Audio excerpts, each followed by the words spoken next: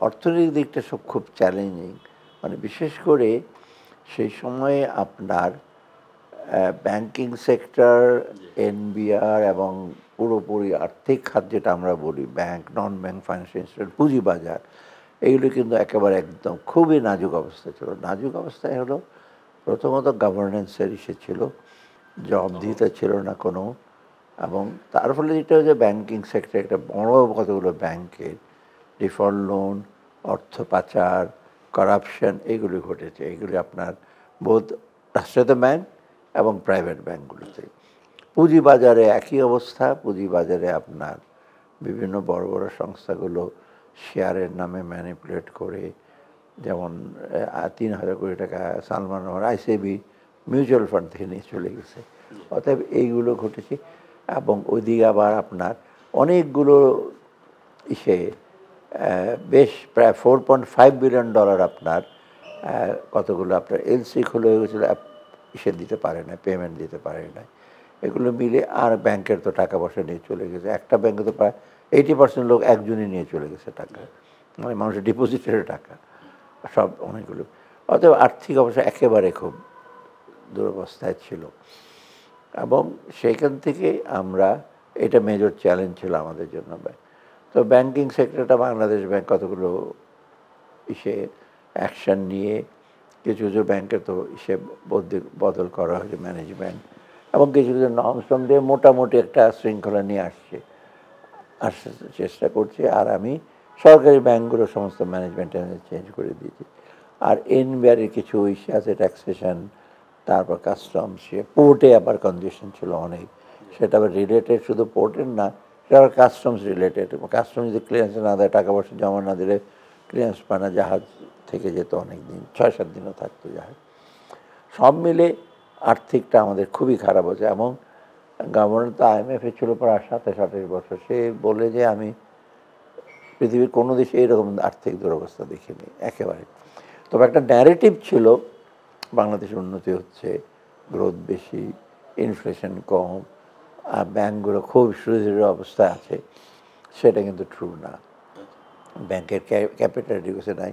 Default loan আপনার 2.5 লক্ষ কোটি টাকা। আমি যখন ছেড়ে আসছি বাংলাদেশ ব্যাংকে ছিল 38,000 কোটি টাকার মধ্যে, সেটা 2.5 লক্ষ কোটি টাকা। তারপরে ক্যাপিটাল রিকোয়েসে এইগুলো নিয়ে। আর এদিকে আপনার ডিপোজিটের মানি, টাকা পয়সা দিতে পারছে না। এখনও তো ব্যাংকে আপনারা দেখছেন টাকা যাচ্ছে, 1 লক্ষ টাকা চেক দিলে বলে 10,000 টাকা নিয়ে যাও। এফডিআর কেউ ভাঙা দিতে যে 5 লক্ষ টাকা না, 3 মাস পর পর 1 লক্ষ টাকা করে দেবে, এইরকম। অতএব এর থেকে আমাদের ইমিডিয়েট ছিল ব্যাংকিং সেক্টর লিকুইডিটিটা সলভ করা, এগুলো করা। মোটামুটি আমরা কিন্তু যেটা সামষ্টিক অর্থনীতি ম্যাক্রো ইকোনমিক স্ট্যাবিলিটিটা কিছুটা ফিরে আসে, পুরোপুরি আসছে বলবো না, কিন্তু মোটামুটি চলে আসছে। এবং সেই দিক থেকে কিন্তু যারা বাইরের ডোনাররা, লেন্ডাররা আর কি, আমাদের world bank, IMF, ADB, Islamic development bank, opaque fund, ওদের সাথে আমার কথাবার্তা, এই ওয়াশিংটনের কথা বলে মোটামুটি কিন্তু আর কি এডিবিতে ডিসেম্বর মাসে $500 মিলিয়ন দিল।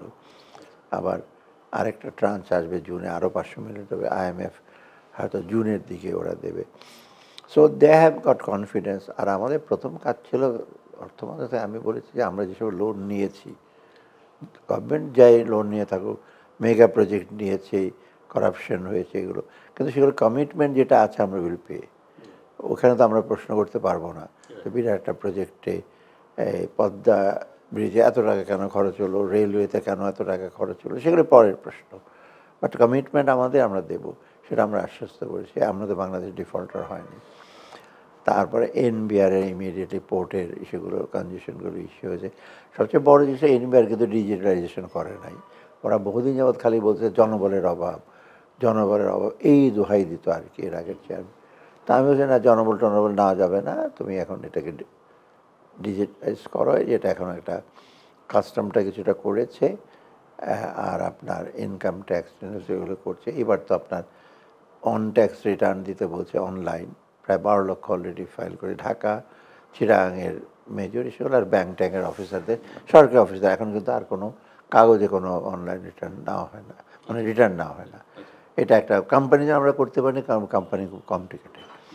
অতএব সেই দিক দিয়ে আমরা যেটা ইসে করেছি যে মোটামুটি অর্থনৈতিক একটা স্থিতিশীলতা আসছে। তবে চ্যালেঞ্জগুলো আমরা যে সবটা মোকাবেলা করতে হয়েছে তা না। প্রথম একটা চ্যালেঞ্জ হলো মূল্যস্ফীতিটা ছিল, এখনো আছে। তবে এখন 100 বেসিস পয়েন্ট কমে গেছে, 1% পয়েন্ট এবার কমেছে। ফুড ইনফ্লেশন কিছু কমে, নন ফুডটা একটু কম বা জেনারেল একটু হাই। এটা একটা চ্যালেঞ্জ। বাংলাদেশ ব্যাংক তো ডিমান্ড ম্যানেজমেন্ট পলিসি রেট বাড়াচ্ছে, টাকা ছাপাচ্ছে না, এগুলো করছে। মেজর প্রবলেম হলো সাপ্লাই সাইড। সরবরাহ যদি আমরা বৃদ্ধি করতে পারি, সেটা ইনশিওর করছে আমরা। চাল, ডাল এগুলো ডিউটি কমিয়ে দেওয়া হয়েছে সবগুলো অলমোস্ট। আর রোজার সময় স্পেশাল খেজুর, মসুর ডাল এগুলো আনার জন্য আমরা অ্যালাউ করেছি। কিন্তু সবচেয়ে বেশি হলো মার্কেটটা এখনও স্থিতিশীল আর কি কম্পিটিটিভ হয়নি। স্থিতিশীল যে মার্কেটে আছে, কিন্তু আপনি দেখবেন হয়তো যাওয়ার সয়াবিন যেমন রিসেন্টলি, হ্যাঁ কিছু স্ক্যারসিটি আছে, একটু দাম বেড়েছে, কিন্তু ওই দামে ওরা পাচ্ছে না, বলছে যে 1 বোতলের বেশি পাবে টাবে না, এরকম বলছে। সেটা আমি কালকে কমার্শিয়ালের সাথে কথা বলেছি। আছে এইখানে গেলে মার্কেটটাও যে অনেকে আমাকে যে সিন্ডিকেট ভাঙছে কিনা, সিন্ডিকেট কোনো একটা যেমন অফিস আছে সেরকম তো না। সিন্ডিকেট হলো কত চেইন অফ পিপল, তাই না? হয়তো একজন খুব বেশি কন্ট্রোল করে, হয়তো একদম যে ইম্পোর্ট করে ওখান থেকে শুরু করে যারা একদম কারণ বাজারে একদম রিটেলার, তারাও সিন্ডিকেটের পার্ট। ইভেন রিটেলার, দোকানদারও, কারণ আপনি জানবেন না কোন দোকানে রেখে দিয়েছে লুকে। অতএব এইগুলিকে কন্ট্রোল করা, এই অর্থনৈতিক বা ভোক্তা অধিকার আইন সঙ্গে চেষ্টা করছে, এগুলো যেন আসলে দরকার। রেগুলার মনিটরিং, যেটা টাস্কফোর্স করা হয়েছে, কিন্তু তাদের তো টাস্কফোর্স যায়, ফাইন করে ভোক্তা অধিকার আইনের লোকজন, ওটা পুরোপুরি ফিরে আসছে তা না। অতএব আপনি দেখবেন বাজারে এখনও লোকজন, হয়তো আপনি সবজির সময় একটু পাচ্ছেন বেশি সবজি, আবার এটা শুরু হবে এপ্রিল দিকে, আবার সেটাও পাবেন না, আমার দাম বাড়বে। এটা আমরা চেষ্টা করছি কীভাবে সে করা যায়। আর মিডলম্যানগুলো, মধ্য, সবাই তো খারাপ না, কিছু তো সার্ভিস দেয় মিডলম্যানেরা বাজারে বা যে কালেক্ট করে, তাদের একটা রোল আছে। কিন্তু মাঝখানে যে ট্রাক অ্যাসোসিয়েশনের চেয়ারম্যান বা ব্রিজের কাছে দাঁড়িয়ে থাকে টাকা নেবে, ওগুলো তো কোনো রোল নাই। ওদেরকে আমরা এক্সটর্শনেট বলি, চাঁদাবাজ আর কি। আর বাকিগুলো যারা লোড করে, ওরা উঠায় বা পাইকার আছে, ইসে আছে, সেখানে একটা চ্যালেঞ্জ এখন আছে মূল্যস্ফীতিটা। তা আমরা আশা করছি রোজার সময় এসে করার পর হয়তো এটা, রোজাটার জন্য আমরা যত এসেনশিয়াল প্রোডাক্ট আছে সবগুলো আমরা ইনশিওর করছি যে দিতে হয়। রিসেন্টলি আপনার টিসিবির তো আপনার ইসে আছে, ওই যে ফ্যামিলি কার্ড। তারপরে আপনার ঢাকা, চিটাগাং সহ ডিভিশনগুলোতে আমরা ট্রাক সেল হবে, যেটা আমি ডিসেম্বরে করেছিলাম ভেজিটেবল, এইটা আবার কন্টিনিউ করে, মাঝখানে বন্ধ করে দিয়েছিলাম কারণ তখন দরকার ছিল না, ভেজিটেবল পাওয়া যেত। ভেজিটেবল সেই তখন কৃষি মন্ত্রণালয়কে আমরা বললাম অর্থ দিয়ে যে তোমরা এটা করো, এখন আবার শুরু হয়েছে, এটা আমরা করছি। আর প্লাস বিশেষ কিছু আপনার জায়গায় আপনার খাদ্য মন্ত্রণালয়ে কিছু স্পেশাল অপারেশন, মানে বিশেষ করে চালটা বিক্রি করবে, সবগুলো না। যেমন এই যে এইটা খাদ্য মন্ত্রণালয় আলাদা। আবার আমরা এখন চিন্তা করছি কিছু কিছু জায়গায়, যেমন ওই জেলের আছে কিছু জায়গায় ডিসঅ্যাডভান্টেজ, বিশেষ করে চিরাঙ্গে এইসব দিকে, ওদের অলরেডি কার্ড আছে, ওদের একটা চাল টাল বাড়াবার জন্য চিন্তা ভাবনা করছি। অতএব আমরা সরকার থেকে যত ইম্পোর্ট করছি, ইম্পোর্ট তো আমরা চাল তো ইম্পোর্ট করছি, গম তো ইম্পোর্ট করতেই হয় কারণ গভর্নমেন্ট দিচ্ছে। আর এদিকে মসুর ডাল আছে, তারপরে আপনার খেজুর এবার ইম্পোর্ট করা হচ্ছে। খেজুর মোটামুটি নাকি বাজারে পাওয়া যাবে। তারপরে আপনার এইগুলো আমরা ইনশিওর করছি। এগুলো যেন আবার ডিউটি কিন্তু একদম অলমোস্ট জিরো, পেঁয়াজের ডিউটি নাই। পেঁয়াজ আবার ঝামেলা হয়েছে, এত কমে গেছে, তাই না? কাঁচামরিচ এত কমে গেছে, এইটা আরেকটা চ্যালেঞ্জে ওদিকে কৃষকরা পাচ্ছে না। তবে রোজার সময় ইনশিওর করা হবে, এই মনিটরিংটা করা হবে, এবং রোজার পরেও কিন্তু আমরা প্রয়োজন হলে যে বিশেষ যেটা বলে খাদ্য নিরাপত্তা কর্মসূচি, ওএমএস কার্ড বাইরে সেল করা, তো এইগুলো, এবং কিছু ইম্পোর্ট করার জন্য লিবারেলি একটা সুবিধা হয়েছে। চাল টাল একটু ইন্ডিয়াতে বাম্পার ক্রপ হওয়াতে, ইন্ডিয়া আমাদের মেজর সোর্স, কারণ ওখানে আবার নানা রকম আনসার্টেনিটি আছে। হঠাৎ করে বেনাপোল একবার বন্ধ করে দিল, ওটা পলিটিক্যাল ডিসিশন। তো তবু আমি ইন্ডিয়া, এখন পাকিস্তান থেকেও চাল আসছে, চায়না, আর ওদিকে ভিয়েতনাম থেকে আমরা আনছি। আর গম রাশিয়া, ইউক্রেন, ওখান থেকে আমরা আনছি।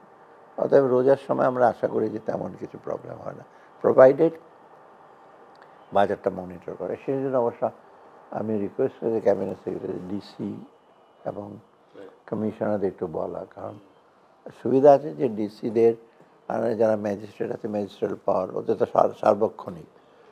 ওই একটা ম্যাজিস্ট্রেট বাজারে গেলে একটু এই ভোক্তা অধিকারের যারা ম্যাজিস্ট্রেট আছে তারা তো স্পেশাল পাওয়ার ম্যাজিস্ট্রেট, কিন্তু এমনি ম্যাজিস্ট্রেট ফার্স্ট ক্লাস ম্যাজিস্ট্রেট যা এসি ল্যান্ড বলেন বা এডিসি বলেন, আমি মনে করি কিছুটা মূল্যস্ফীতিটা কিছুটা। আর একটা মেজর চ্যালেঞ্জ হলো ফরেন এক্সচেঞ্জ। আপনি জানেন রিজার্ভটা একদম অনেক কমে গেছিলো, এখন মোটামুটি রিজার্ভটা 25 বিলিয়নের মতো আছে, which is IMF standard is okay. আর এই যে আউটস্ট্যান্ডিং কতগুলো বিল ছিল $4.5 বিলিয়ন, এটা কিন্তু কমে এখন $4 বিলিয়ন পে করা হয়ে গেছে এবং বাজার থেকে, এবং ওটা রিজার্ভ থেকে 1 টাকাও ইসে করে নাই।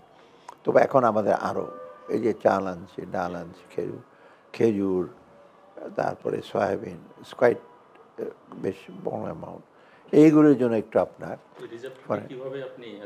রিজার্ভটা যে এটা যেটা করেছে যে আমরা বাংলাদেশ ব্যাংক যেটা করেছে বাজার থেকে প্রকিউর করছে, ব্যাংকারদের বলা হয়েছে আমি দেবো না, তো বাজার থেকে। এই জন্য দেখবেন আপনার 122 করা হয়েছে এখন, এবং এসে মোটামুটি যেহেতু রেমিটেন্স একটু ভালো আসছে পাওয়া যায়। তবে এই এখন এত চাপ বেড়ে গেছে। গতবার তো খাদ্যদ্রব্য কিছু আমদানি করিনি, এবার তো প্রায় $9 মিলিয়ন ওরা চাল আনতে হবে। অলরেডি রিজার্ভ কিছুটা করেছে, অতএব সেটা করতে হলে আমাকে এখন আমি প্রাইভেট ব্যাংকের সাথে কথা বলেছি কয়েকদিন আগে, প্রাইভেট ব্যাংকাররা ওরা রাজি হয়েছে যে ওরা মোটামুটি কয়টা 6-7টা প্রাইভেট ব্যাংক আছে ভালো, মানে ওরা রেগুলার। ইসলামী ব্যাংক তো বেস্ট ছিল, ইসলামী ব্যাংকটা ঘুরে দাঁড়িয়েছে রিসেন্টলি, ওটা তো বিগেস্ট আর কি প্রাইভেট ব্যাংকের মধ্যে, বা এমনি রেমিটেন্স ইসলামী ব্যাংক। আর বাকি ব্যাংকগুলোর সাথে কথা বলেছি, ওরা প্রোভাইড করে, সেখানে হয়তো আমার মিনিস্টার ফাইন্যান্স একটা গ্যারান্টি দিতে হবে, সেটা আমি বলছি উইল গিভ ইট। তো ওদের তো দেখে কন্ডিশন হলো ওরা শুধু ফাইন্যান্স করবে এলসি, অনলি স্টেট অপারেশনস, প্রাইভেটদের জন্য না। ইজিটা কিছুটা হয়েছে, একেবারে একদম ইজি হয়ে যায়। তা আমরা যেটা বলেছি বাংলাদেশ ব্যাংকে, তুমি যে আউটস্ট্যান্ডিং লোন যেগুলো আমরা তো ইমিডিয়েট, কতগুলো আছে ইমিডিয়েট দিতে হয়, এক সপ্তাহের মধ্যে না দিলে পেরায়। এই মরক্কো আছে, সৌদি আরবে আছে, তেল পেমেন্ট না করলে ওরা জাহাজে অর্ধেক, কিছুদিন আগে একটা জাহাজ অর্ধেক চিটাকে আনলোড করেছে, আরেকটা মং লাগিয়ে বসে আছে, করবে না। টাকা পাওয়ার পরে ওরা মেসেজ পেয়েছে, তারপর আনলোড করেছে। আর বাকিগুলো 1 মাস থাকে, এটা আমরা বলছি আউটস্ট্যান্ডিং লোনগুলো। রাশন যেমন কমটা করে, রাশনরা এগিয়ে দিতে ভালো, ওরা হইচই করে না টাকা না পেলেও। তো ওরা মাঝে মাঝে রিকোয়েস্ট করে আমাদের টাকাটা দাও, কারণ রাশন তো বেশিরভাগ স্টেট ওন এন্টারপ্রাইজ, আর এরা তো সব প্রাইভেট ওয়েথ এরা তো আর সরকারের কথা শুনবে না, ওদের সরকারের কথা শুনবে না। অতএব এইটা একটু কিছুটা আমরা ফরেন এক্সচেঞ্জ রিজার্ভটা বেটার হয়েছে, আর রেমিটেন্স তো হাইয়েস্ট। এই গত মাসে তো $2 বিলিয়ন, এখন অ্যাভারেজ $2 বিলিয়ন মতো আসে, যেটা হাই। এটা মোটামুটি যেহেতু যে রেটটা আছে এটা থাকবে। আরেকটু লোকজনের মধ্যে কনফিডেন্স আসছে। আমি তো মাঝখানে মদিনা গেছি, ইসলামিক ডেভেলপমেন্ট মিটিং, ওখানে বহু বাংলাদেশের সাথে দেখা করে, মক্কাতেও দেখা। ওরা মোটামুটি যে আগে ওরা শুনেছে চুরি হয়, এই হয়, এখন বলা যাচ্ছে যারা আছে তারা চুরি করবে না অ্যাটলিস্ট সরকার, এই জন্য হুন্ডি কিন্তু কমে গেছে।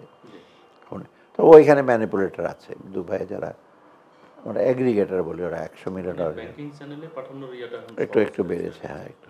তবে ব্যাংকিং চ্যানেলের মধ্যে অনেক সময় প্রাইভেট চ্যানেলে আসে, কারণ ওখানে Dubai has become a hub. ওখানে সৌদি আরবের টাকা, কাতারের টাকা সব দুবাই, যারা ওরাকে এগ্রিগেটর বলা হয়, ওরা $100-200 মিলিয়ন কিনে রেখে দেয়। ওদের কাজই হলো ফরেন এক্সচেঞ্জের ব্যবসা।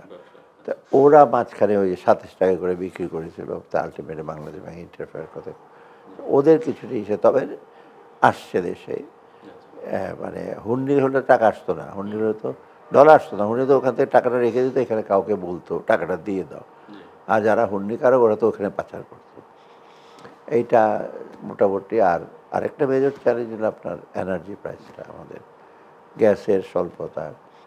আমরা এলএনজিতে প্রচুর, শিল্পগুলোতে সব চালু করা যাচ্ছে না, গ্যাস দেওয়া হচ্ছে বাট একেবারে অ্যামাউন্ট না। ইলেকট্রিসিটিটা একটু বেটার হয়েছে, আর ইলেকট্রিসিটি হলে আমাদের যা এলএনজি আনতে হয়, আবার আনতে হয় কি জানি, পেট্রোল, ফার্নেস অয়েল আনতে হয়। এইগুলোর উপর বিরাট একটা চাপ পড়ছে আমাদের। এটা হয়তো আগামী এপ্রিল মের দিকে আরেকটু বেশি চাপ পড়বে, কারণ গরম আসলে চাপটা বেশি থাকবে। এসি চলবে, তারপর এসি চলবে, এটা একটা একটু ডিফারেন্ট। গরমের সময় একটু কনজাম্পশনটা বেশি হয়, শীতের সময় একটু কম। এটা তো আমরা চেষ্টা করছি কি করা যায়। আরও যে এটা আবার চট করে বাড়ানো যাচ্ছে না, জি। বাড়ালে তো আবার কস্ট অফ প্রোডাকশন হিসেবে পড়বে। এটাতে বিরাট একটা সাবসিডি দিতে হয় গভর্নমেন্টকে প্রচুর। এইবার বোধ হয় ৬২,০০০ কোটি টাকা লাগে। জি। না, ওদের সাথে বহু মিটিং, আমি যখন কমার্সে ছিলাম ওদের সাথে যারা বড় বড় ইম্পোর্টার আছে ফুড, ওই যে কেডিএস, সিটি গ্রুপ, মেঘনা গ্রুপ, এরাই তো মেজর। মেজর। ওদের সাথে বহু কথা হয়েছে। ওরা তো ব্যবসায়ী, তো ব্যবসায়ী, জি। সুন্দর সুন্দর কথা বলবে, কিন্তু ওদের প্রফিট। ওরা বলছে হ্যাঁ আনবো। এই যে এখনো আবার আর কালকে না, ব্যবসা তো নরমালি করে, কিন্তু এই যে আমাদের আটকে গেছে। অ্যাক্সেস, আমাদের দেশে কিন্তু ব্যবসাটা কিন্তু আমাদের দেশে অন্য দেশের মধ্যে এত কম্পিটিটিভ না। আপনি সেই জন্য দেখবেন একটা ব্যবসায়ী 10 বছর আগে আপনার সাথে রিক্সাতে চড়তো, সেখানে মার্সিডিজ চড়ে, তাই না? আপনি নিজেই দেখতে পারবেন। বা একজন শিক্ষক হচ্ছে আরেকজন ব্যবসা করে, সে শিক্ষকের 100 বার কিনতে পারবে, সে ব্যবসা করে। এত দ্রুত কিন্তু রেট অফ প্রফিট কিন্তু আমাদের দেশে অনেক হয়। অনেক বেশি। মানে এটা এক্সপেকটেশনও বেশি, এটা করে ওরকম। সো কম্পিটিটিভ যে না। আবার ওদিকে অপর দিকে লেভেল প্লেয়িং ফিল্ড থাকে না যখন, ভালো ব্যবসায়ীরা উদ্যোগী ব্যবসা মার খেয়ে যাচ্ছে, তারা বসে যাচ্ছে। সো এই যে এটা একটা প্রবলেম, এটাকে কিন্তু আমরা যে ইন্টারিম গভর্নমেন্ট থেকে এখানে একটু লাগে রাজনৈতিক একটা ব্যাখ্যা। কারণ আমরা তো এতটা কঠোর এখনো হই নাই, বা হতে যে পুলিশদের এসে করো, ইসেতে যাও, ওই ইসে যে রিটেলারকে ধরে নিয়ে আসে, যেটা পলিটিক্যাল গভর্নমেন্ট আগে করতেন। অনেক সময় তো কাকে কোন ধরনের শাস্তি দিতে হয় এটা আপনার পুলিশও জানতো না, বাইরের লোক, এজেন্সি আছে ওদেরকে দিয়ে, এটা তো আমরা এগুলো ইউজ করছি না। অতএব তারা এখনও একটু সক্রিয়, বিভিন্নভাবে এখনও তারা ম্যানিপুলেট করে, সে করছে। অতএব এদেরকে ধরার জন্য আমি যেটা বললাম যে এখন আমরা মনিটর করতে চেষ্টা করছি অ্যাডমিনিস্ট্রেটিভলি। আর একেবারে ওদেরকে নিশ্চিন্ত করা যাবে যে বলে সিন্ডিকেট ধরছেন না কেন। আপনি এক্সাম্পল ধরেন, আপনি 6টা মেজর কমোডিটি ইম্পোর্টার বাংলাদেশে, এবং আপনি যদি সয়াবিন আনতে চান, ব্রাজিল থেকে একটা বিরাট জাহাজ আসবে, এলসি করতে হবে 500-700 কোটি টাকা। এখন যদি আমি সয়াবিন আনতে মৌলভীবাজারের ব্যবসায়ীদের বলেন, সারা বছরে 10টা কন্টেনার আনতে পারবে না, কারণ ওদেরকে দেবও না যারা বড় হিসেবে। প্লাস ওরা এনে এই একটা জাহাজে একটা কন্টেনার আনবে, এটা পসিবল না। সো একটা ন্যাচারাল মনোপলি হয়ে যায় সব কমোডিটি ব্যবসায়। চাল যেমন 50,000 টনের কমে তো কেউ চাল দেবে না, এই 10,000 টনের তো চাল আসবে না, 1 লক্ষ টন গম। অতএব এইগুলোর জন্য কিন্তু ন্যাচারাল মনোপলি, সিটি গ্রুপ, মেঘনা গ্রুপ, কেডিএস গ্রুপ, এগুলো আপনি দেখবেন। তবু ওরা মোটামুটি কিন্তু নিয়ে এসে দিয়ে দেয়। তো পরে হয় কি, ওই যে ডিও লেটার বলে বা সাপ্লাই অর্ডার বলে, এসো ওগুলি নিয়ে লোকদের আরেকজনের কাছে বিক্রি করে দেয়। ডিও লেটার বলে তুমি 150 টন নেবে, সে আরেকজনের কাছে বিক্রি করে দিল।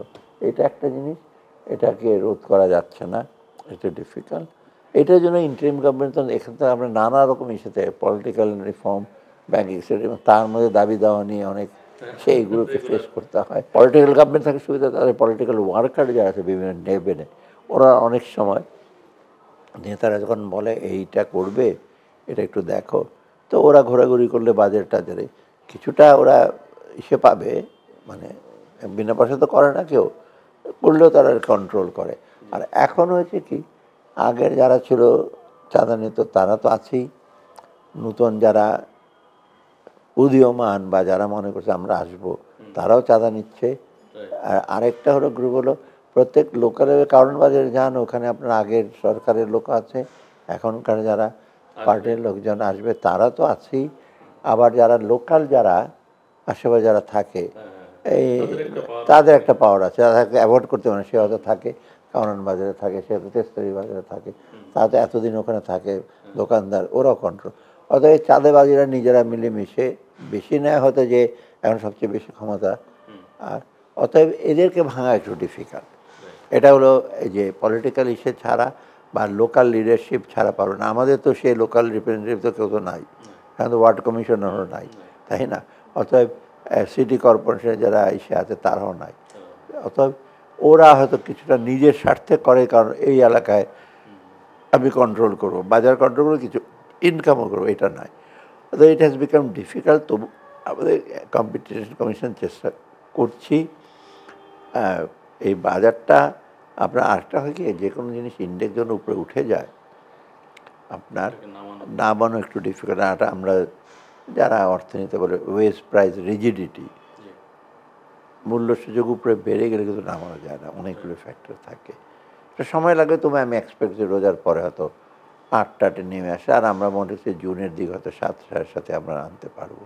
আচ্ছা তাহলে তো একটা ভালো খবর। সেটা আমাদের কিন্তু এক্সপেকটেশন। ব্যবসায়ীরা এখনো হতাশ যে কোনো সবকিছু ব্যবসায়ীদের ব্যাপারে একটা যেটা, ব্যবসার ব্যাপারে আমাদের যেটা সবচেয়ে একটা বড় চ্যালেঞ্জ, প্রথম হলো ব্যবসায়ীরা তো বড় বড় ব্যবসার আগে টাকা পয়সা নিয়ে ব্যাংক থেকে নিয়ে নিয়েছে, সে খুব সাফিসিয়েন্ট অ্যামাউন্ট অফ লিকুইডিটি নাই, অনেক ব্যাংকে তো দিতে পারছে না ওরা, যারা ভালো উদ্যোগী ব্যবসায়ী।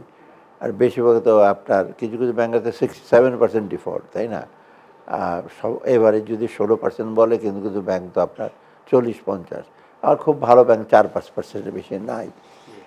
অতএব ব্যবসায়ী কিন্তু এডুকেট ফাইন্যান্স পাচ্ছে না, এটা এক নম্বর। এটা যদিও আমরা দিয়েছি 22,000 কোটি টাকা, কিছুদিন আগে আমরা দিলাম কয়টা ব্যাংকে, কিন্তু সেটা দেওয়া হচ্ছে মানুষের ডিপোজিটটা। ডিপোজিট এখানে চেক দিলে সেটা কালকে বাংলাদেশ ব্যাংকের গভর্নর ছিল, আমি বললাম যে তুমি দেখো আরও, বলে যে আমরা দিয়েছি কিন্তু এনাফ না, 22,000 কোটি টাকা তো কিছু না, তা হাজার হাজার কোটি টাকা তো নিয়ে চলে গেছে। অতএব ব্যবসায়ীরা যে লোন পাচ্ছে ঠিক সময় মতো সেটা না। সবচেয়ে বেশি ক্ষতিগ্রস্ত হচ্ছে স্মল মিডিয়াম এন্টারপ্রাইজগুলো, এমনিতে তারা লোন কম পায়, তারপরে আগে তো বড়দের হিসেবে পেত না, বড়রা যে খুব বেশি পাচ্ছে তা না। অতএব এটা একটা মেজর আমাদের লিকুইডিটি একটা ইসে আছে। আর সেকেন্ডলি ব্যবসাতে এখন কিছুটা ভয়, ব্যবসায়ীরা করতে চাচ্ছে না, ভয় যে ওরা দেখেছে ওদের চোখের সামনে ব্যবসায় সব পালিয়ে গেছে। মানে এখন ওরা ভাবছে যে এখন আমি ব্যবসায় ঢুকবো, আমাকে তো মনিটর করবে, ব্যাংকাররা তো আমাকে আগের মতো আর খোঁজই করবে না। অনেক লোক, কি নসিন্দির লোক, এক লোক নাকি 2,500 কোটি টাকা নিয়ে গেছে, তাকে কেউ চেনেও না, এখনও কাকে চেনে না। এখন তো এটা সম্ভব না। ব্যবসায়ীরাও জানে আমাকে যে লোন দেবে যে ব্যাংক, তারপর এজেন্সিরা আছে, ওরা তো আমাকে মনিটর করবে, ট্যাক্স ইসেরা এনবিআরও বলবে যে তুমি নিশ্চয় টাকা দাও। আগে হয়তো টেবিলের নিচে দিয়ে আদান প্রদান হয়ে অনেক তো বন্ধ থাকতো। অতএব ওদের মধ্যে এই সঙ্গে, তবুও আমরা বলেছি ব্যবসায়ীদের চিন্তা করার দরকার নেই, আপনারা ভালো ব্যবসা এসব করেন, তো একটু সময় লাগবে, ওরা ওয়েট অ্যান্ড সি করছে। আর কিছু কিছু ছোটো ছোটো ইন্ডাস্ট্রি নষ্টই হয়ে গেছে, মানে জুলাই অগাস্টের ইসেতে, তারপর ওরা ক্রেডিট পায় নাই, তারপরে ব্যবসা যে উন্নতি হয়েছে খুব বেশি তো না। তবে রিসেন্টলি ইম্পোর্টটা কিছুটা বেড়েছে, মেশিনের ইম্পোর্ট হয়নি কিন্তু কিছুটা বেটার হয়েছে। এই ওদেরকে আশ্বস্ত, হ্যাঁ হ্যাঁ, এক্সপোর্ট তো অনেক, এক্সপোর্ট তো বেশ, যদিও বড় এক্সপোর্ট খারাপ তারা তা না, হ্যাঁ ছোটো ছোটো যারা ইসে করে, সাব কন্ট্রাক্ট করে বা ছোটো ওনার না। কিন্তু বাংলাদেশের একটা সুবিধা, আরএমজিতে আমাদের গ্রিন ফ্যাক্টরি যেগুলো অনেক, পৃথিবীর অন্য দেশের তুলনায় বাংলাদেশের সবচেয়ে বেশি। তো ওরাও কিছুদিন আগে আমার কাছে আসছিল, ওরা গ্যাপ, তারপর আপনার ওয়ালমার্ট, টার্গেট, ওরা বলছে যে উই আর হ্যাপি। বাংলাদেশের ব্যাপারে আমরা সহজে ডাইভার্ট করব না, কিন্তু যদি একেবারে ওরা স্লো হয়, অর্ডার না দিতে পারে। অর্থাৎ এইটা আপনাদের প্রাইভেট সেটা ইনভেস্টমেন্টটা, আর ফরেন ডাইরেক্ট ইনভেস্টমেন্ট একটা বড় চ্যালেঞ্জ, খুব কমই পাচ্ছি আমরা এফডিআই। ওইটা আসছে বাড়ানোটা মেইন ইস্যু হলো, এফডিআই আসে বিজনেস এনভায়রনমেন্টটা, দেশের রাজনৈতিক অবস্থা কীরকম, স্টেবিলিটি, তারপরে হলো দেশের রেগুলেটরি রিজিম। আগে তো ব্যাংক, সেন্ট্রাল ব্যাংক কী করতো, এখন ওরা দেখতেছে সেন্ট্রাল ব্যাংক ঠিকঠাক আমাদেরকে প্রোটেক্ট করবে কিনা, তো রিপ্যাট্রিয়েশনের ব্যাপার আছে, প্রফিটটা নিতে পারবো কিনা। কারণ কিছু কিছু আপনারা দেখেছেন এয়ারলাইনের মাঝখানে একটু ঝামেলা হয়েছিল, টাকা পয়সা নিতে পারে না, যদি নিয়ম যে এয়ারলাইন যদি প্রফিট করে বাংলাদেশ ব্যাংকে অডিট রিপোর্ট দেখে ওটা রিলিজ করে, বাংলাদেশ ব্যাংক করে না। গ্রামীণ ফোনের টাকা অনেক দিন যাবৎ পাঠাতে পারে না, সিমিলারলি শেভরনের টাকা এখনও পাঠাতে পারে না, ওদের অনেক টাকা ওরা। তারপরে আপনার মেট লাইফ আছে, ওরা বলে সব টাকা তো আমরা নিতে পারছি না, যদিও নিয়ম আছে ওদেরকে অ্যালাউ করতে হবে, মানা করা যাবে না, কিন্তু নাই টাকা। অর্থাৎ ওরা দেখছে আরে আমরা গিয়ে আবার ঝামেলা পড়বো নাকি। তো এই জিনিসটা আমরা চেষ্টা করছি, প্রথমত রিসোর্স, সম্পদ, foreign resource and domestic. Second regulatory যেন আরেকটু ফ্রেন্ডলি হয়। আর এদিকে কাস্টমসের ব্যাপার আছে, কাস্টমসরা তো আপনি বা ইনকাম ট্যাক্স কাস্টমার একবার একটা কিছু ভুল হলে একটা ডকুমেন্টে সেটা কারেক্ট করতে লাগে অনেক দিন এইচএস কোড, সেটা আবার ব্যবসায়ীরা পছন্দ না। পোর্টে আগে ছিল, এখন পোর্ট অবশ্য ক্লিন হয়েছে, এখন একদিন বা 48 ঘন্টার মধ্যে চলে যাচ্ছে। পোর্ট অথরিটি মোটামুটি এফিসিয়েন্ট। আর কাস্টমারদের আমরা বলছি তাড়াতাড়ি ইসে করা, ওই চালান টালান জমা দেওয়া। এখন অবশ্য একটা ন্যাশনাল সিঙ্গেল উইন্ডো করেছি আমরা। সিঙ্গেল উইন্ডো মানে সব কিছু অনলাইন দেবে, দেওয়ার পরে আবার এনবিআরও জানবে তুমি দিয়েছো। এখন তো চালান জমা দাও, কপি দাও, এইগুলো অনেক ইসে লাগে। এইটাতে কিছুটা এত লাঘব হবে, একটু সময় লাগবে, তবে এটা একটা আমাদের বড় চ্যালেঞ্জ। প্রথম হলো রিসোর্স। আমরা অবশ্য প্রাইভেট সেক্টরের জন্য বাইরের থেকেও চেষ্টা করছি, যেমন ওপেক ফান্ডে আমি কথা বলছি, ওরা $100 মিলিয়ন দেবে। আবার ওরা আবার স্পেসিফিক্যালি কোন কোন ইন্ডাস্ট্রি দেবে ওরা ঠিক করে, এবং ব্যাংক ওরা বলে কোন ব্যাংকে, সব ব্যাংকের ওরা প্রাইভেট সেক্টর তো ওরা ব্যাংকের থেকে করবে। ওরা বলছে আমরা কয়েকটা ব্যাংক ওদের সিলেকশন আছে, ওর বাইরে যাবে না, মানে ওদের কতগুলো ইসে আছে। আমি অবশ্য ওয়ার্ল্ড ব্যাংকের সাথে কথা, একটা গ্যারেন্টি দেবে $1 বিলিয়ন, সেটাও আবার private sector bank, bank LC করবে, ব্যাংকে গ্যারেন্টি দেবে। ওটাতে আবার খুব ছোট ছোট ব্যবসায়ী যে খুব সুবিধা পাবে তা না, ওটা পাবে যারা মিডল বড় ইন্ডাস্ট্রি। কিছুটা এখন ইনফ্লো চেষ্টা। আর স্টক মার্কেটের সবচেয়ে বড় চ্যালেঞ্জ, স্টক মার্কেট একবার অলমোস্ট ধ্বংস এখন। স্টক মার্কেটে বিশেষ করে যারা ইনভেস্ট করেছে, কিন্তু ওরা এখন ডেইলি সিকিউরিটি কমিশন চেয়ারম্যানের রেজিগনেশন চায়, রিমুভ করা। সমস্যা তো সিকিউরিটি এক্সচেঞ্জের চেয়ারম্যানের না, সমস্যাটা পুঁজি মার্কেটে আপনি ফ্লোর প্রাইস দিয়েছেন। বেক্সিমকো এখনও ফ্লোর প্রাইস আছে, বেক্সিমকো এখন বন্ধ, তবে তো ওদের ফ্লোর প্রাইস নামতে পারে, নামলে হয়তো আর্ধেকে চলে যাবে। ইসলামী ব্যাংকের ফ্লোর প্রাইস আছে। আর জেড ক্যাটাগরির শেয়ারগুলো, জেড ক্যাটাগরির শেয়ার তো মানে ডিভিডেন্ড দেয় না, এজিএমও হয় না, তাদেরও শেয়ার আগে খুব বিক্রি হতো, হয়তো ফ্যাক্টরি নাই। এখন এই চেয়ারম্যান আসার পর জেড ক্যাটাগরির শেয়ার কেউ কেনেও না, রিটার্নও দেয় না। তখন ওই ইনভেস্টার যারা 20-30 লক্ষ টাকা, সবাই তো আর লিন্ডে বাংলাদেশ, সবাই তো আর শেয়ার কেনে নাই, মানে প্রফিটেবল কোম্পানির শেয়ার তো সবাই কেনে নাই। আর ওর তো পাবে না, ওইসব তো ব্লু চিপস শেয়ার। ওটা একটা শেয়ারের দাম এখন 1500-2000 টাকা, 100 টাকার শেয়ার। এখন কিনছে এদিক সেদিক আজে বাজে, আর ব্রোকাররা এগুলো মার্জিন লোন নিয়ে, ব্রোকাররা বলে লোন নাও, এখন ওরা বিপদে পড়েছে। আমরা চেষ্টা করছি শেয়ার মার্কেট, ওই যে আপনি সাকিব এর মতো লোক 40 লক্ষ টাকা ফাইন করলো, বাইরে আপনার কোনদিন জানতেন যে শেয়ার মার্কেটে ঝামেলা করেছে? আর নিয়াজ মোর্শেদ দাবড়, সে তো কোটি কোটি টাকা ইসে করে, তাকেও তো ধরার চেষ্টা করা হচ্ছে। বাজেটটা মোটামুটি আমরা বাজেটটা এখন একটা রিভাইজ বাজেট করছি, ওই বাজেটটাকে একটু রিভাইজ করে আমরা কিছু কিচ্ছুতা সাধন করেছি। আপনি দেখেন নতুন গাড়িটা যে একদম বন্ধ, বাইরে বিদেশে যাওয়া বন্ধ, মানে সরকারি টাকা যেতে পারে যদি কেউ স্পন্সার করে। আর থার্ড হলো আমার সরকারের কোনো অনুষ্ঠান তো আপনি দেখবেন না, কিন্তু এক একটা অনুষ্ঠান হতো কোথাও গ্রামে গঞ্জে 10-15 কোটি টাকা, কোনো ব্যাপারই না। খাবার দাবার জন্য খরচ করবেন কোটি কোটি টাকা, এখন তো এগুলো নাই। আমার কেউ মন্ত্রীও নাই, ওদের কোনো অনুষ্ঠানও হয় না। আর বাইরের বড় বড় অনুষ্ঠান এগুলো বন্ধ। আমরা চেষ্টা করছি সেটা রিভাইজ করবো বাজেটটা, এবং নেক্সট বাজেটটার মধ্যে আমাদের এমফেসিস থাকবে যে ইনফ্লেশন কন্ট্রোলের জন্য কমোডিটি, তা ফরেন এক্সচেঞ্জটা বাড়াবার জন্য আমরা এক্সপোর্টটা ডাইভার্সিফাই করতে চেষ্টা করব। এখন শুধু আরএমবির উপরে আছে, এবং আরএমবির উপর ডিপেন্ড করা তো ঠিক হয় না। কারণ দেখেন না, এই বেক্সিমকো আরএমবি আসলে স্ট্রাইক করছে, অন্যগুলো সব বন্ধ। যদি একটু ডাইভার্সিফাইড হতো, অন্যগুলো চলেছে অন্য, তো সেটার জন্য আমরা কিছুটা ইনসেন্টিভের বিষয় করব। আর সবচেয়ে বড় চ্যালেঞ্জ হয় যে জ্বালানি ইনসেন্টিভ, যারা তো বিরাট হিউজ ভর্তুকি দিতে হয় আমাদের। এইবার বোধহয় 40,000 কোটি টাকা দিতে হলো। বাইরের লোকজন তো এত জানে না যে পেট্রোলের কি, তারপর আবার কৃষি সারের জন্য ভর্তুকি দিতে হয় বিরাট একটা, কারণ সার যে দামে আমরা কিনি সেই দামে কৃষকের কাছে দেই না, তো আরও কমে। এটাকে আমরা বাজেটটা, নেক্সট বাজেটটা আমরা খুব বিরাট একেবারে কিছু করবো তা না, তবে প্র্যাগমেটিক। সেখানে কিছুটা ওই যে কৃচ্ছতার সাথে তো হবে, কিন্তু পরিচালন বাজেট তো কমানো যাবে না, পরিচালন বাজেট, কারণ এটা বেতন ভাতা দিই, তারপর আমাদের ঋণের সুদের হার আছে, এগুলো তো আমরা কমাতে পারবো না। তবে এডিবিটা হয়তো একটু আমরা ছোটো করব, আগের মতো তো বিরাট বিরাট মেগা প্রজেক্ট হবে না। এটার জন্য ডোনার তো লাগে, আবার নিজেদের টাকা লাগে। এইটাকে করে পূরণ করে এটা মোটামুটি রিজনেবল ইমপ্লিমেন্টেবল হয় যেন হয়, বাস আর সবচেয়ে বড় চ্যালেঞ্জ হলো আমাদের বাজেটে আমাদের সম্পদ নাই। আমাদের tax GDP ratio one of the lowest in the world.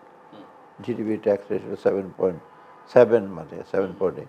ভুটানে 12%, জাপানে তো 22% লোকজন টাকা। আর স্ক্যান্ডিনেভিয়ান কান্ট্রি তো ফিনল্যান্ড টিনল্যান্ড তো ওরা অলমোস্ট টাকার যে আর্ন করে তারা 50% ট্যাক্স হিসেবে দিয়ে দেয়। ওদের সুবিধা যে সোশ্যাল বেনিফিট, বুড়া বয়স পর্যন্ত কোনো চিন্তা করতে হবে না, চাকরি না থাকলে কোনো চিন্তা হবে না, অসুস্থ হলে হাসপাতালে 100 বছর হলে আপনাকে ট্রিটমেন্ট দেবে। আমাদের দেশে মরে যান এরকম কেউ দোয়া করবে না। কিন্তু ওই সব জিনিসটা আমরা পারবো না, তবু আমরা চেষ্টা করছি যে ট্যাক্সটা, এটার জন্য আমাদের রেভিনিউ নেটটা তো কম। সময় বাড়াচ্ছে কিন্তু ট্যাক্স এখনও তো আমি হিসাব পাই নাই।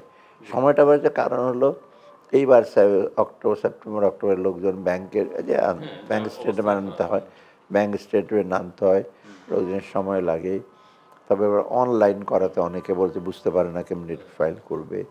ব্যবসায়ীদের একটু ইসে আছে, সেটা আমরা বাড়ালাম। বাড়াতে একটু সুবিধা ওরাই রিকোয়েস্ট করছে সেটা। এবং কিছুদিন আগে ট্যাক্স লয়ার অ্যাসোসিয়েশন বলে স্যার অনেক কিছু এখনও করতে পারে না। কিছু এখন অলরেডি 12 লক্ষ লোক অনলাইনে দিয়েছে, গতবার এত ছিল না। আর এটা হয়তো আরেকটু বাড়বে। তো 12 লক্ষ খারাপ না। তো অনলাইনে যারা পার্সোনাল ইনকাম ট্যাক্স, ওদের যেটা ইনকাম যে ট্যাক্স যে বাড়বে তা না। এটা তো কর্পোরেট কোম্পানি না, কোম্পানির জন্য কিন্তু অনলাইন কম্পালসারি করিনি।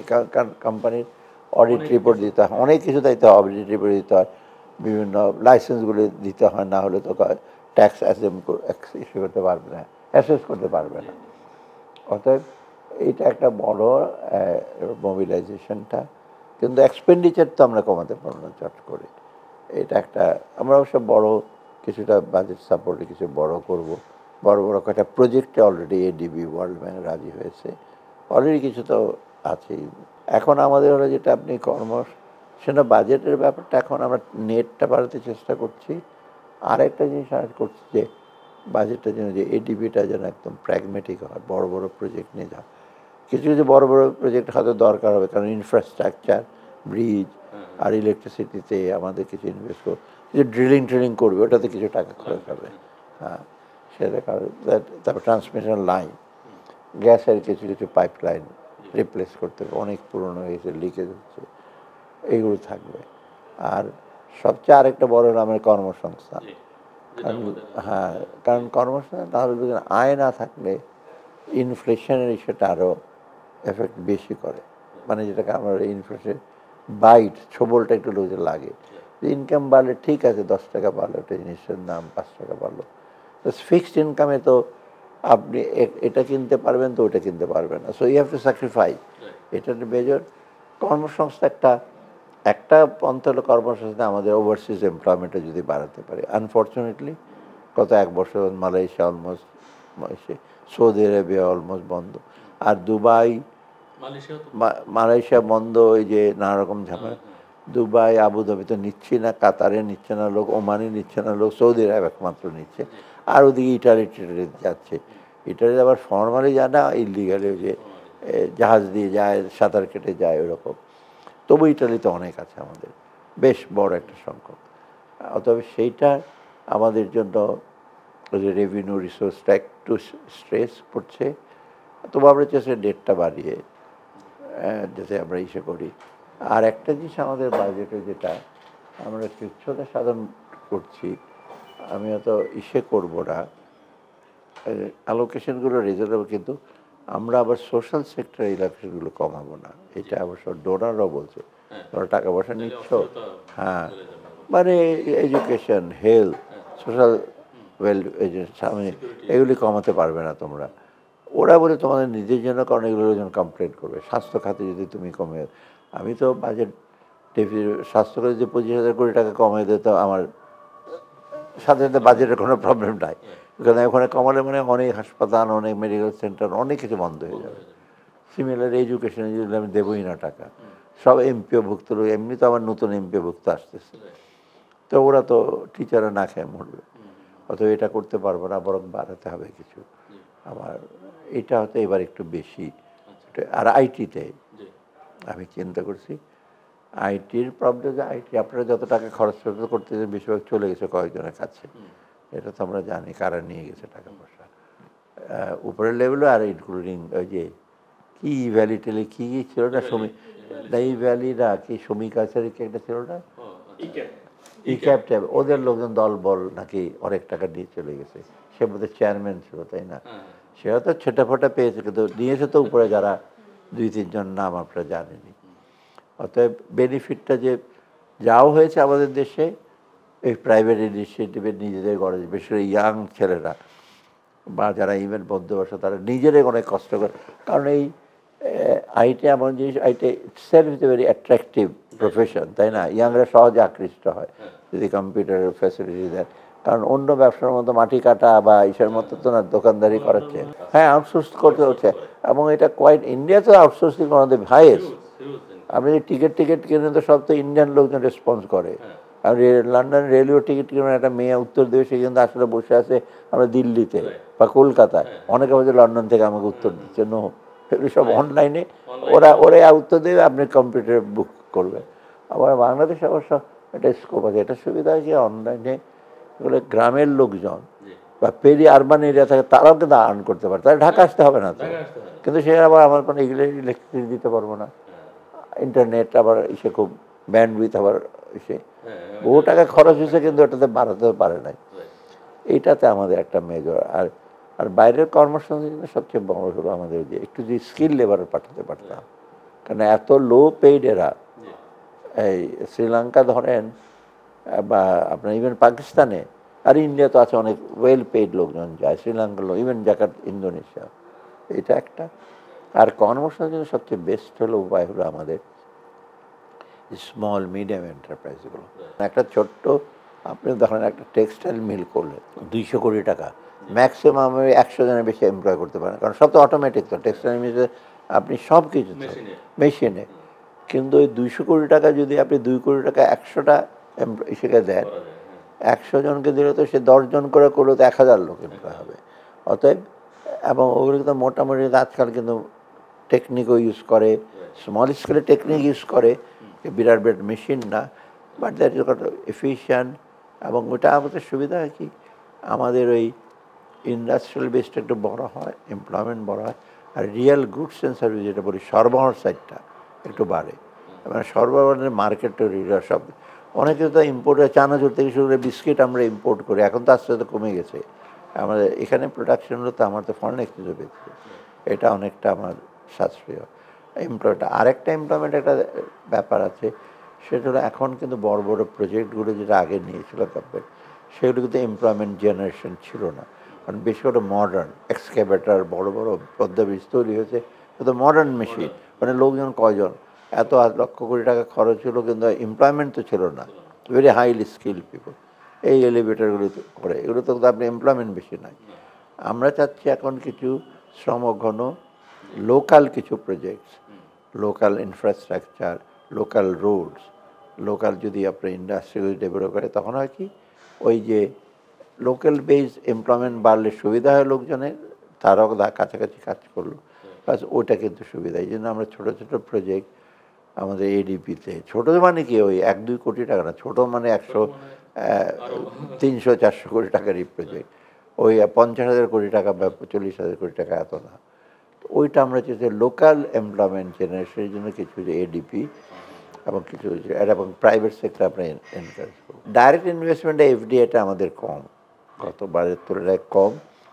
ইফ উই কম্পেয়ার ভিয়েতনামটি, তো ভিয়েতনামে তো অনেক কম, অ্যাবাউট $7 বিলিয়ন, আমরা $1 বিলিয়ন পাই। এটার মেইন ইস্যুটা হলো প্রথমত যেটা আমাদের ডুইং বিজনেস, যেটা ওরা বলে কস্ট অফ বিজনেস, করাপশন, ব্যাংকের efficiency, regulatory body, customs, income tax, bank efficiency, plus আমাদের ল্যান্ড রেজিস্ট্রেশন, ল্যান্ড প্রকিউরমেন্ট, মানে কিছু ল্যান্ড দরকার অনেকে, এই যে আমাদের সাথে ল্যান্ড কিনতে যাবেন আরও 5 জনের কাছে বিক্রি করে ফেলছে, পারবেন না কিনতে। তারপর ইন্ডাস্ট্রিয়াল ডিসপিউট রেজলিউশন, কারণ ইন্ডাস্ট্রির মধ্যে অনেক ডিসপিউট হয়, আমাদের দেশে কিন্তু খুব ডিফিকাল্ট। এই আপনার কোর্টে চলে যায় বছর পর বছর লাগে, কিন্তু বিদেশে আপনি যখন যাবেন সিঙ্গাপুর টিঙ্গাপুর কিন্তু আরবিট্রেশন করে চট করে 6 মাসের মধ্যে। হ্যাঁ, ওয়ান স্টপ সার্ভিস থাকে। যদি ডিসপিউটও থাকে, আমাদের তো একটা যে কোনো পার্টি একটা হাইকোর্টে একটা রিট দিয়ে দিলে এটা আপনার 5 বছরের জন্য বন্ধ, কারণ হাইকোর্টে জজ সাহেবরা তো শোনার সময়। অর্থাৎ এই জিনিসগুলো ইমপ্রুভ না করতে এফডিআই আসবে না। আর এফডিআর একটা জিনিস হলো না, যখন এফডি আসে তারা এক্সপেক্ট করে, প্রজেক্ট করে আমার ইনকাম ভবিষ্যতে কী হবে। সো ফিউচার পলিসি, এখনকার পলিসি ফিউচার, আমাদের দেশে তো পলিসি আনসার্টেনটি থাকে। এটা পলিটিক্যাল গভর্নমেন্ট থাকলে আরও বেশি, কারণ কোন মিনিস্টার এসে কী বলবে, আরেক মিনিস্টার একই মিনিস্টার এসে আবার চেঞ্জ করবে, প্রাইম মিনিস্টার বদলে হলে বা প্রাইম মিনিস্টার ইচ্ছা মতো কাজ হবে। তো এইগুলো বিদেশিরা পছন্দ করে না, ওরা তো ফোরকাস্ট করে। এখানে আবার ফরেন এক্সচেঞ্জের রিলেটেড, এক্সচেঞ্জ রেটটা কী হবে, কারণ ওরা তো $1 বিলিয়ন আনবে, ওরা তো রিপ্যাট্রিয়েট করবে, অনেক সময় লাগবে ওদের।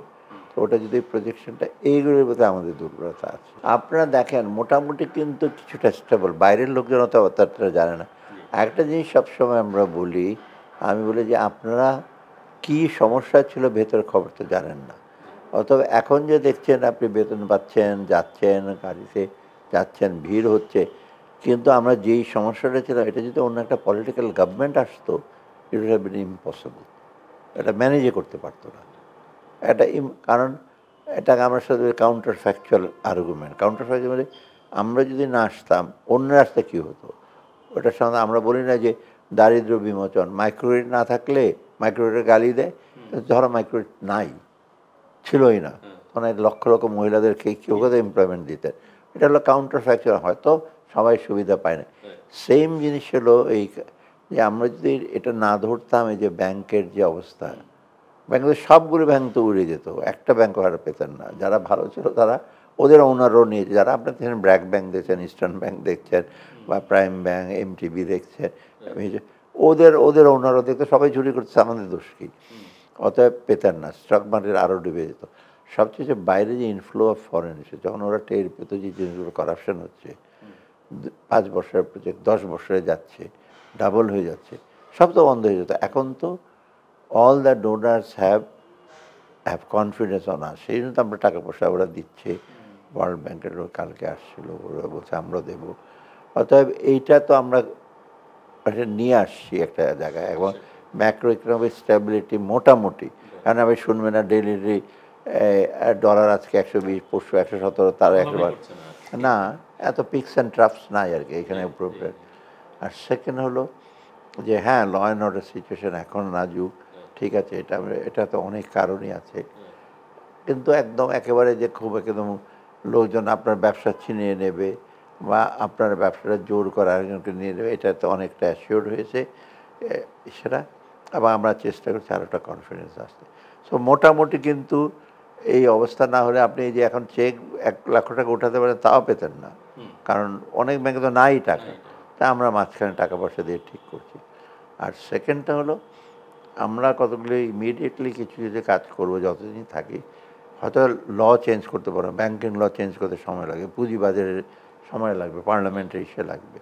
আমরা কিছু কিছু সংস্কার করব, যেটা যেমন ব্যাংকগুলো রেজুলেশন, ব্যাংক ঠিক করা, বোর্ডগুলি চেঞ্জ করা, প্রাইভেট ব্যাংকগুলি, কাস্টম ডিউটিটাকে আরও ডিজিটাইজ করা, আরও রেশনালাইজ করা, এইগুলি কিন্তু process, these are mainly process. কিছু দু একটা ছোটোখাটো আইন লাগবে, এইটা আমরা করব। ইলেকশন আর যখন হবে হবে, আমি ডেট আর বলবো না, হওয়ার আগে আমরা চাই উইল লিভ এ ফুটপ্রিন্ট, যেটা আমরা সাধারণত বলি ফুটপ্রিন্ট মানে somebody political governance to follow, এবং এটা ওদের ফলো করার জন্য আমরা চেষ্টা করবো এটা রেখে যেতে। কারণ মধ্যমেয়াদী অনেক কাজ করতে, দীর্ঘমেয়াদে আরও বেশি কাজ করতে হবে, পরিবেশ সেটা নদী শাসন, এগুলো তো সময়ের ব্যাপার। আর এটা অনেকে প্রশ্ন করে যে ফুটপ্রিন্ট রাখবে, ওরা মানবে কিনা। কারণ আমি সাধারণত বলি যে ফুটপ্রিন্টটা মানবে, কারণ আমরা যেটা করব সবাইকে কনভিন্স হবে যে ভালো। আর যদি ওটা ওদের কাছে ট্রান্সফার করে যদি না করে, তখন ওরা আবার ফেস করবে, আগে সরকার যেভাবে ফেস করছে, তখন ওরা বলছে এই কাজগুলি করছে তোমরা বন্ধ করে দিলে কেন। ওরা তো খারাপ গেলেই তো ওরা পরিত্যাগ করতে পারে বা যেটা উইক। তো অতএব ওই ফুটপ্রিন্ট আমরা রাখবো না। আমরা যেটা করবো শর্ট মিড টার্মে, যে ব্যাংকে তখন এসে তো বলবে না যে ব্যাংক কেন তুমি চেঞ্জ করছো, ব্যাংক এই সমস্ত বাজে ব্যাংক কেন রাখছো, এটা উঠাই দিলে কেন, আবার ওদেরকে নিয়ে আসো। বা নতুন ব্যাংক, আবার এই যে যেগুলো কতগুলো নতুন ব্যাংক দেওয়া হয়েছে, 61টা ব্যাংক, তার মধ্যে তো 12-14টা ছাড়া তো আর বাড়ি ব্যাংক তো কিছুই কাজ করছে না, তাই না? অতএব সেইটা সেকেন্ড প্ল্যান। এখন আপাতত যেগুলো আছে এগুলো ঠিক করছি।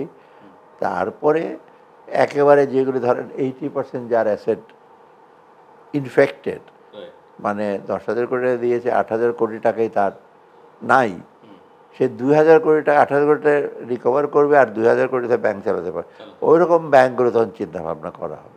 খবরের কাগজ, নিখাত, নির্ভীক, নিরপেক্ষ।